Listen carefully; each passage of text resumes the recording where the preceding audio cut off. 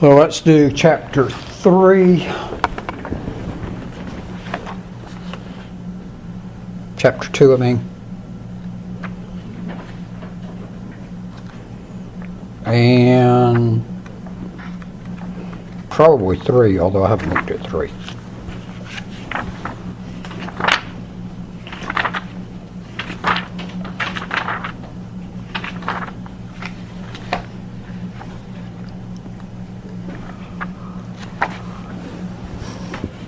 This chapter 2's not got a ton of stuff in it. That's when I went through it. It stays fairly simple on it, on what they're introducing to you. So we're going into routing tables now in both 2 and 3. So the 2 are related. 2 is doing static routes. 3 is doing dynamic routes. You're really not worried about, at this point, any protocols on it. You're just looking at just regular, plain entries to your routing tables. Okay? Static entries, which is what's in 2, is where we're putting in entries into the table and putting specific entries in of telling the router what to do with traffic it gets, of how to send it for it to get to the destination that we want it to go to. Now, bear in mind when you're looking at the routing tables, you're not actually telling it the whole route of how to get there. The only thing you're really concerned about here on the routing table is it's really simpler than that. All you're concerned with is leaving a direction there that tells the routing table when something's going to this network or to this host, which interface to go out of the router to head in that direction. Does everybody follow on that? Maybe it's going to go to, so it's going to, either it's going to end up on a network where the device actually is, or it's going to be on a network that takes it to another router that in turn moves it on along as it keeps going and going through the same things. But you're not telling it how to get to the end of the line. Does everybody follow on that? You're just telling it how to, you're just worried about the next corner. Okay? That if we were looking in terms of that we're sitting in here and discussing about how to go to Chattanooga, and that I want to know how to get to Chattanooga from here, the only thing y'all would be concerned with is telling me about which direction do I turn when I get at the end of Bicentennial Trail up there at 27. Do I make a left turn or a right turn? Okay? And between the 4 of y'all, 3 of you may tell me that I'm going to make a left turn on the 27, and there may be 1 of you in here that thinks the best way to get to Chattanooga is to make a right, and then you're going to take me across roads and get me over to 75 some weird direction. Okay? And take me down to that Baptist church and go across 95 to get over to 151 and up to 27 and go to Chattanooga from there. The other 3 of you may well tell me, just make a left out there on 27. And then it's my business next what to do. Well, in that case, actually, that's all we're going to have to really do. There's some turns, but I'm going to stay on the same road from here to there, and I can be in Chattanooga. But all you're really concerned with is to tell that very next thing to do. Okay? Does everybody follow on that? So that's, with the static routes, we are telling it how to do it. Okay? Now, bear in mind the problem with static routes. That if you tell it static routes and then something happens to that route, it doesn't know what to do about it. Or if there's a better way appears in time, it's going to keep on going the way you told it to go until you go in and change the entry in the routing table. Okay? everybody follow on that? Now, there is a reason to use static routes. So in the past, long ago, before some of y'all were born, in a galaxy far, far away, all routes had to be put in there statically. If we go back to the early 90s and before, you had to do all static routes on everything. You get to the 2000s and dynamic routes got to be popular and a good way to do it. But when I first was setting up Swainsboro Tech onto the internet, I had to static route it all in there. The other part was, we didn't have domain names back then either. The other one was that you could still see the piece of dirt that God originally used to create the earth with just before then.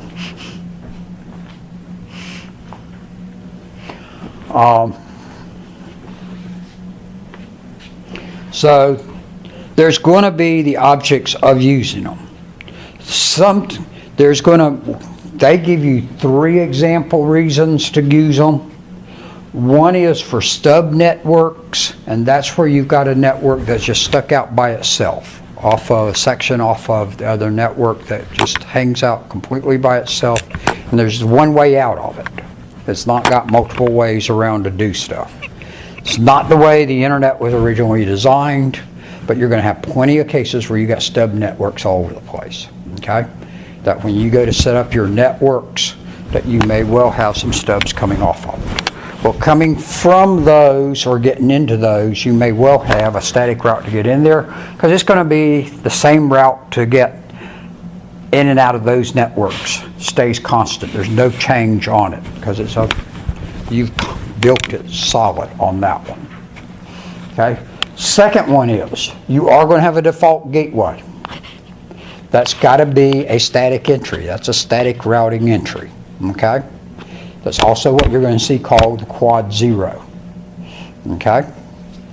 That's one that's got to be put in as a static entry. It's not something that the routing equipment can learn, because it's what it is it's the route to go if it has no idea where in the world to send it to. Okay, if it knows nothing about where to send it, then it uses that default gateway. Okay, so you need a default gateway whether you're doing a dynamic or static approach. The stub network is a specialized situation, so you're not going to use that one a whole lot, but it's there. And there are a lot of stub networks out there, okay? That is a commonality. So don't think about them as unusual. And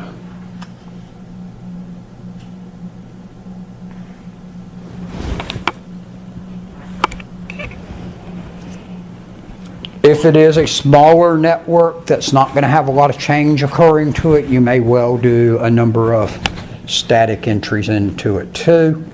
But it's really sort of making your network a stub network too anyway there. So it sort of matches back into that other one. But that's 3 reasons they give you for why you would want to do static routing.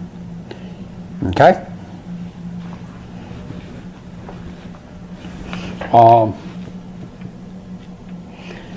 Doing static routing, it is going to be more secure because those routes are not advertised. So where you've told it how to go through your network, that's not advertised out to the other routers. And when I'm saying advertised, that was a term that sort of confused me when I first was where y'all are. Advertising is just like advertising in the real world. It's just the routers telling each other about what do they know. The same thing that billboard does out there on the road. Okay? That Food City billboard there that says they've got real fabulous meats is telling you what Food City knows. Okay? So that you now know that Food City's got fabulous meats, or whatever it is they got on the billboard. But it seems like they got one of the billboards I just saw recently was a big, huge sandwich of meats on it. as advertising. They're advertising what do they got in the store so that you're aware of what do they have. In terms of the routers, the router is taking what it knows about other devices and it's telling other routers about what it knows so that then those routers know what it knows. And they swap information back and forth. So they advertise to each other, and that's the term they use. Okay? Because when I first heard advertising there, I was trying to figure out what in the world is advertising and how does it work? But it's really the same thing. But it may sound a little different to you right there. Or it may have made sense when you first heard it.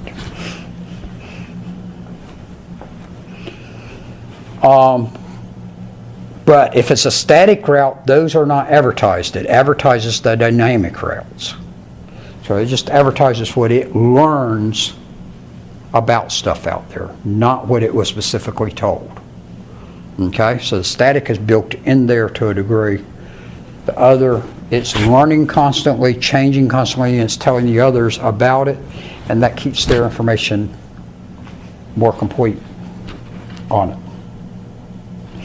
When all of the networks know everything about each other, about all the devices in the network, and know about all the other routers and where everything's connected together.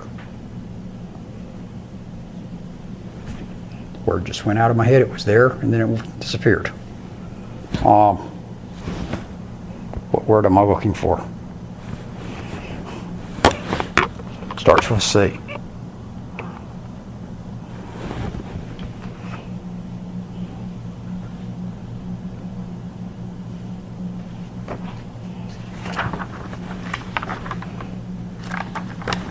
Probably in the next chapter.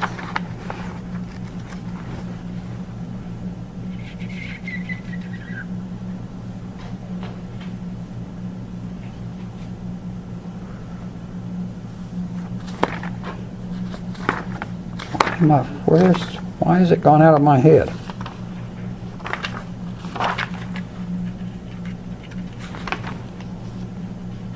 Convergence. It's in convergence. It's in chapter 4. So it's the first word on the list in chapter 4. But I'm going to go ahead and throw it at you right here. Okay? Convergence says that all of the devices in your network know about all the other devices. So the whole network's known to each other. Which means at the point of convergence, your network's going to be operating at its best capabilities. Okay?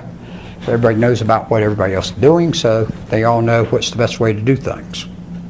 Now, if a device is turned off or removed from the network, at that point the network goes out of convergence until everybody learns about that and knows that device is no longer there or that this new device has appeared. And then you're back in convergence. So the object is to have your network in a state of convergence. But most of the time, it's going to be trying to get to that state of convergence. And the closer you are to convergence, the better you are off. So the object is trying to be in that state of convergence, but it's going to be a continuous thing of you're going to be out of convergence. And you want to get it back in convergence and get it back to fully operating at its full capability.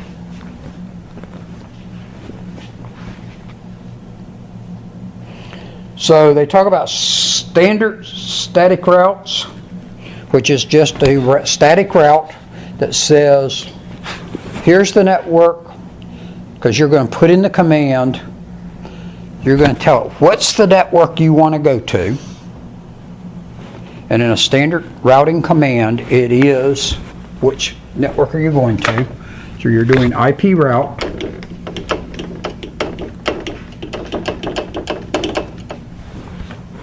and then your network that you want to get to.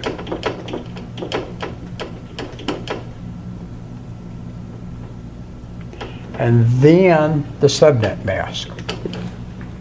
Okay? And then the last part is either the address that it's being sent to which would not be the address on your router. So if we're sitting here looking at, and we're working on this router, and we've got an interface out here that goes to this router, and we've got an interface that goes to this router. If you use the address right here, that's not the address here, but that's the address on this end. Does everybody follow on that? This is where it gets a little confusing, because you use the address, it's on the receiving end. Or it's the interface, in which case that's there, the address is there. Okay? Y'all follow on that? So you can either tell it which interface to use off the router that you're on, or the address that it's going to go to at the end of the other end of that wire. Remember, that's wire in the broad sense. Most likely it's actually a fiber optic connection. Okay?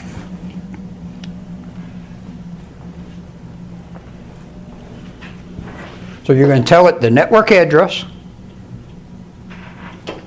the subnet mask, so that we know which part of this is really the network. And then where do we want to send it? Where does it get sent to? Because either one of these gets it from here to here. Then this one's routing table will tell it where to go from here. Okay? Does everybody follow on that? Now, when we get to looking in terms of measurements later of how you're going to measure distances and stuff, which is called administrative distance. And there's a number of different measurements. The first one they're going to introduce to you is hops, which is what RIP is going to use, which is Routing Information Protocol. Now don't ask me how in the world I remember that right off the bat, but couldn't remember convergence. Okay?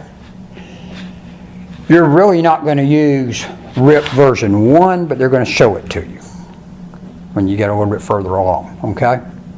But you're not going to use it anymore. You're really going to use RIP version 2 if you're going to use RIP today, but more than likely you're going to use other routing protocols instead.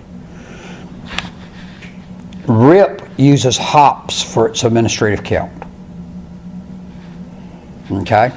Which is just how many jumps does it do to get from where you are to get to the network where it belongs on. With RIP version 1, it was 15, if I remember, was the default largest number. And actually, you couldn't go above that in RIP version 1. Because until you get to the late 90s, you could reach any network you wanted in the world on the internet in 15 or less hops. Okay?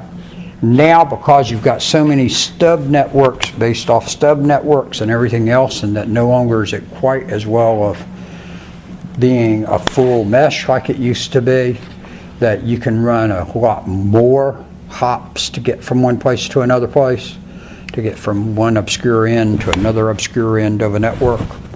So with RIP version 2, you can actually go 31 hops if I'm remembering right. Okay? Which should get you anywhere you want from one network to another. Except it's just not, RIP's also got some other things with it that it's just not the one that's really used anymore. But it's used some, RIP version 2 is still used some, but in a lot of cases you're going to use other routing protocols instead. Okay? Throw you this one too. I don't remember if I mentioned it last semester or not, but even if I did, Aaron wouldn't remember it from last semester since he skipped class all semester. Since he wasn't in class last semester. But there's routing protocols and there's routit protocols. Routing protocols are the protocols used to connect networks together. RIP being a routing protocol, ING. Y'all follow on that? Routit protocols, ED are protocols used within your network. Does everybody follow the difference there? You're going to have that appear at some point on it, but might as well go to what's hitting me right now. Might as well go ahead and plant the seeds in your head. So that may be on the weeks I'm not here. Okay? So, just to make that one. So, you're going to use the IP route command. If we wanted to do it for routing for an IP version 6, what would be the difference on the command? You have to put in IPv6. Just change the IP to IPv6. Okay? And most of your commands will work similar for you on IP version 6. Because it's the same command as in IP version 4, except to designate it as a version 6 command, you put V6. If the V6 is not there, it's a version 4 command. So after all, we used V4 forever. You know, we've used V4 for close to 40 years. Okay? We've only used IP version 6 for 20 years, almost 20 years. Okay?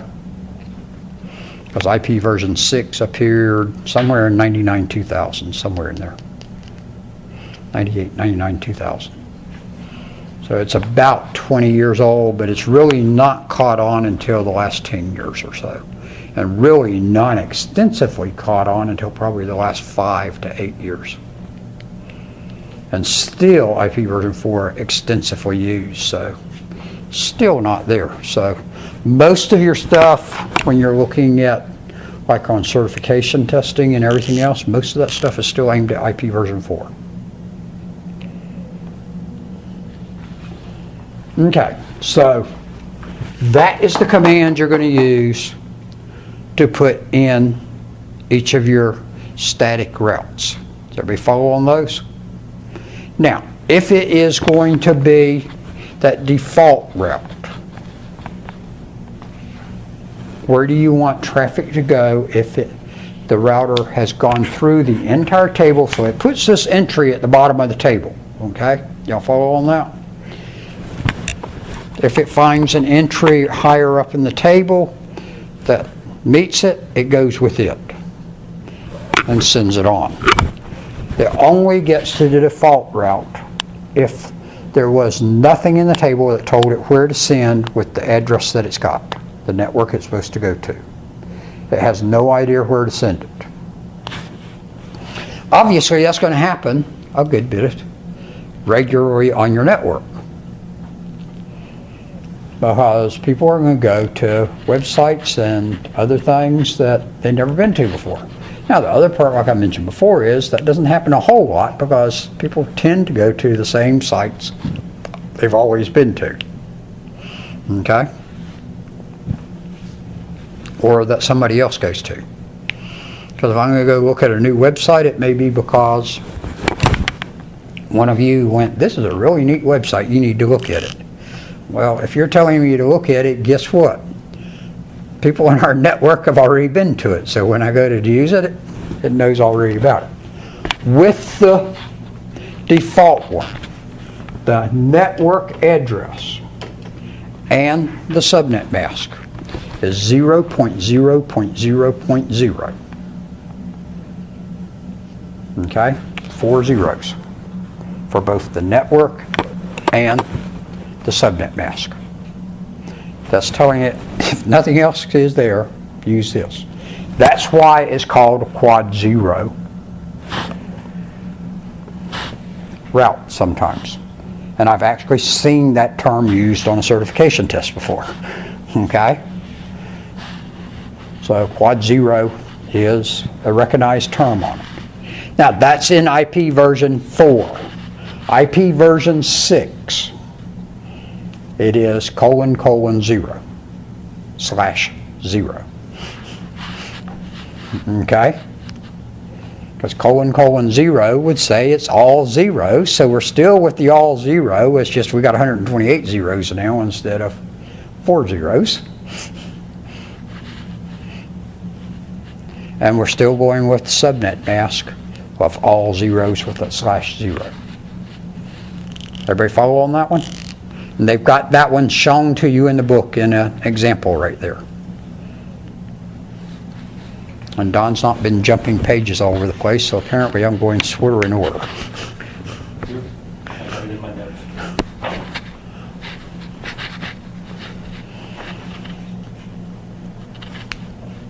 Summary static route. They don't give you a whole lot about this one, but they tell you about what the term is mainly, without spending a whole lot of time on it. So we're not going to talk a whole lot about it either, but just make you aware of it. Instead of where you've got several different networks that are different networks that have similar network addresses, they're right beside each other in numbers, you can summarize them and combine them together into a bigger number that has a smaller subnet mask that then covers all of them, if they're all off on the same interface to get to them. Now obviously when you get to the router where they actually are, you will have to put them in as separate entries. But on the other routers, you can do it as a summary route. Y'all follow on that? And you're just combining them together, and this is where it really is helpful to go back to where we talked about binary last semester. Put them in binary and see the commonality on them, and that's the part you're going to use, is what's the commonality of the different routes. So you can line them all up, see where the last ones come to, and that's where you cut it off at. Okay? And that in turn gives you the subnet mask for it also. Because guess what? You just got to flip ones and zeros on the whole thing at that point, and you've got your subnet mask. Does everybody follow what the summary route is? You're not going to use the summary route as much as you're going to use the A, the default one, and B, just a regular static one too. But you can use summary one at times. Where that particularly comes in is where you've been given, where you've subnetted a network, and so you've got them on the different subnets at different locations, scattered out and not just all at one place. Like if we've got a subnet here and a subnet in Rome or whatever, other people sending stuff to the different parts of ours may well want to use a summary to get it to here, and then when it comes to whichever campus our internet traffic actually comes into, on which I'm inclined to think is Rome,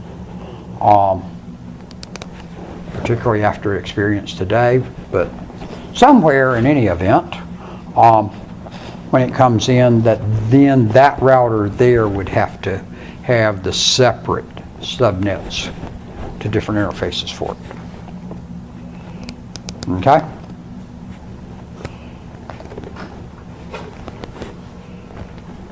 So I was thrown for a loop this morning about what to do when I had no internet. It took Parker 3 hours to replace a card on a switch that got hit by lightning this morning. Wherever that switch was. But they knew that was what was wrong right after it happened at 9 o'clock, and it was 12 o'clock before it was fixed. And they told us it'd be fixed in an hour and a half. Probably took them that long to get there from Menlo is probably what it was. Wherever it was. A floating static route is another one, and I've not ever seen much really brought on this one. I know it had to have been in there when I took the course originally, but I really don't remember it being talked about on it. And I've really never noticed a whole lot talked about on a floating static route, but they bring it up here in this book. With a floating static route, and this goes back to where I was mentioning administrative distance a little bit earlier. Depending on which routing protocol you're using, it assigns a different administrative distance to the different routing protocols. So if you're telling it it's going to use this routing protocol to go to whatever place, it's going to have an administrative distance that it will automatically assign when it looks at and knows which routing protocol you're using. or you can assign one and tell it to rank it differently. So what it's doing is it's saying, okay, these things, look at them later, these are more efficient. The bigger the number, the more efficient it is. So you want to really use ones that have bigger numbers to them. No, I just told you wrong. That have smaller numbers to them. Flip that.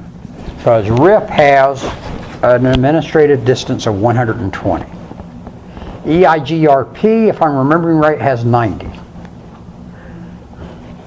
Which are the only ones I can really, and there's one of them at 110, and I can't remember which one is 110. It may be RIP version 2. And it's a chart of them sitting there in the book somewhere.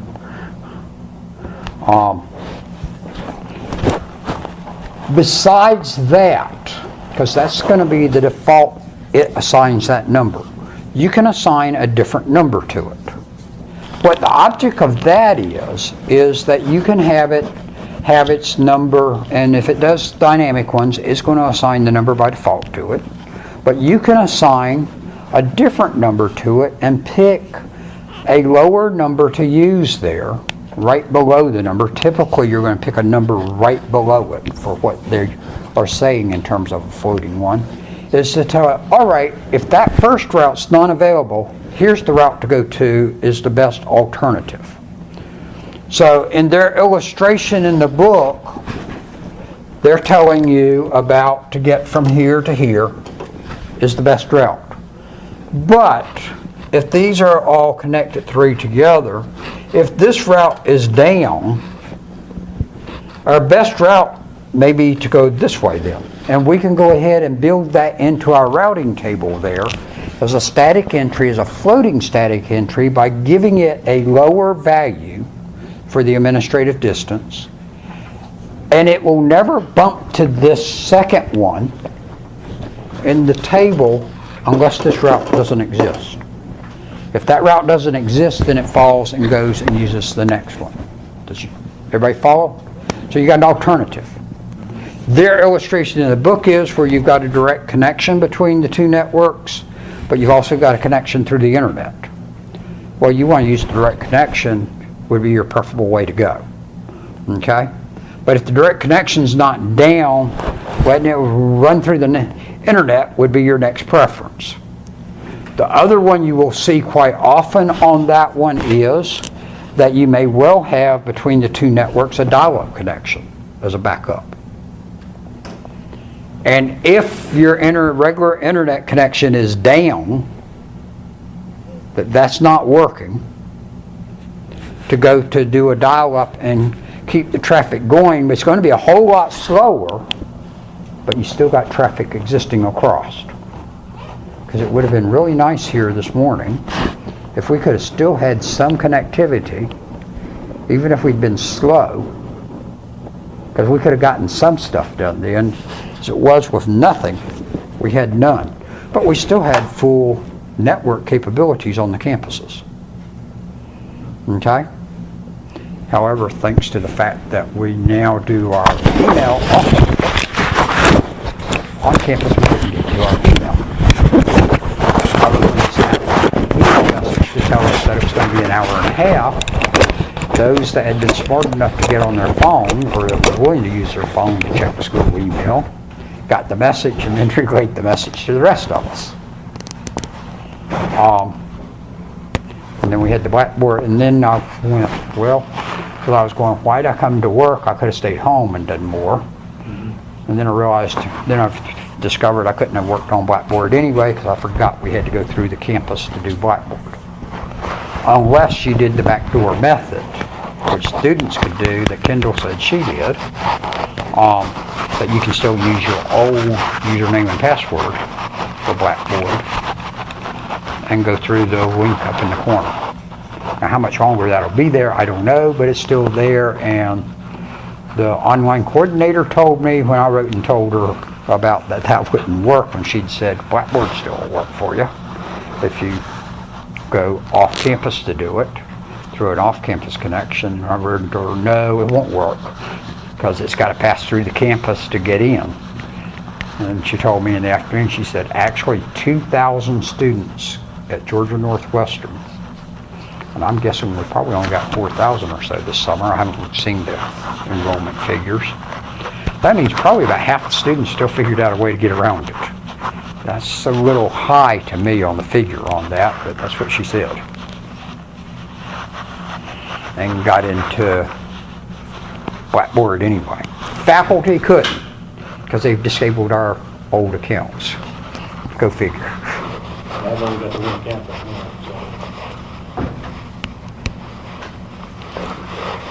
so. If you had have taken it, what, 3 semesters ago, Kendall? 2 semesters ago? Somewhere 2 semesters ago or so that we went to single log on. That if you used where you had to do with the with your student number in it when you logged on, that you did a student number, you did a 829 underscore student number to log on with, that will still actually work to go into Blackboard if you go through the alternative log on up in the corner. Okay? I have to stop and think what was the reading part on it, because students were 829 underscore the student number, and faculty was 29 underscore our social security number, if I remember right.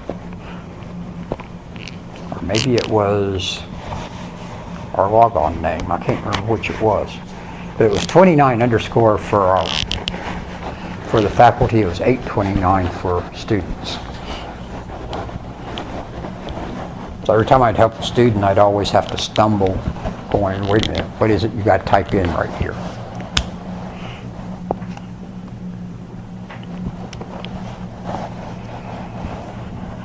But it was your student ID, and we had to quit that because of the privacy issues. That then they realized, wait a minute, student ID is actually private information. It's personal information. Even though we issued it to you, that it belongs to you. Exit interface, I already talked about that because I told you about how the exit interface works. The next hop IP address, I told you about that. Because that's just, and I showed you about on the hop idea too, because that's, think about on when they're saying hops, it's real easy to remember on it because it's literally when they illustrate it, that's how they'll illustrate it. So it's just like a rabbit hopping from one place to the next. So that's one hop. How many hops does it go to? How many times do you keep drawing the rabbit jumping from one place to another place? How many times does the hop occur? Okay?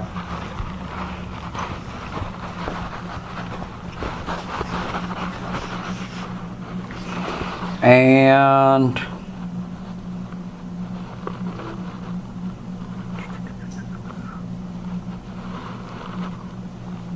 the fully specified static route, the difference on it is right here.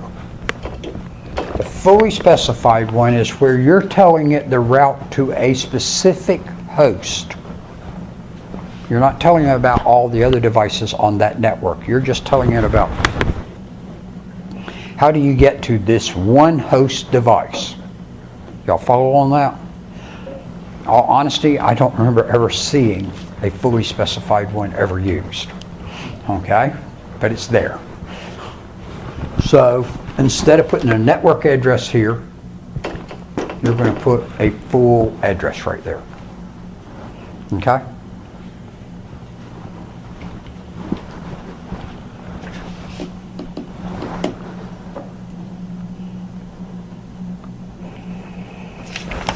And then they threw me on a term right there.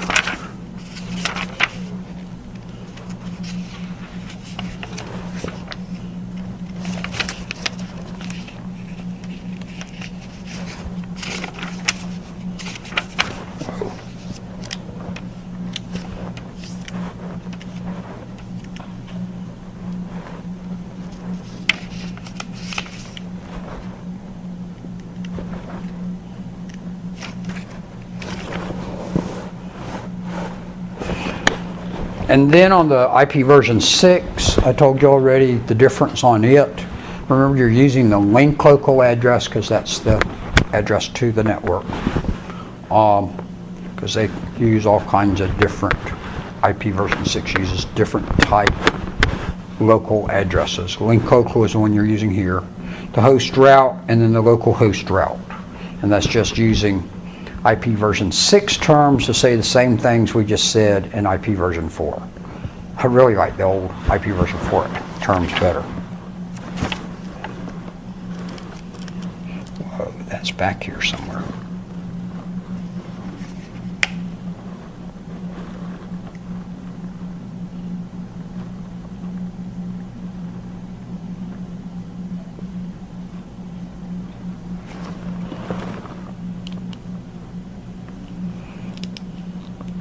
And then when they mention recursive lookup, that's when it has to go through the routing table several times to determine what's the best route to go on. You really don't want to have it doing recursive lookups, because if it's got to go through the table several times to determine the best route to go on, guess what you've done? You've delayed how quick it can go out. Because when it's got to go back through that same table again, doing the same thing for a second time, you've done delays. So you want to avoid recursive lookups that don't give it multiple ways to get to the same place unless you need to, or if you're doing on the different administrative distance level as the backup route.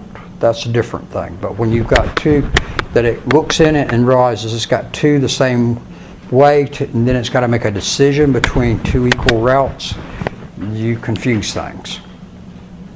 That's sort of like y'all telling me how to get to someplace and y'all telling me this way and that way, and then me having to sit there and decide when I get to the corner, what in the world do I do?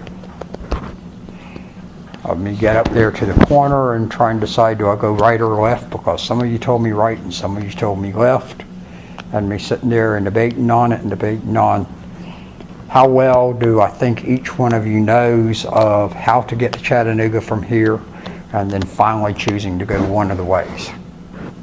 Well, I've wasted a good bit of time, and I probably got cars sitting behind me blowing horns, etc. at me for it.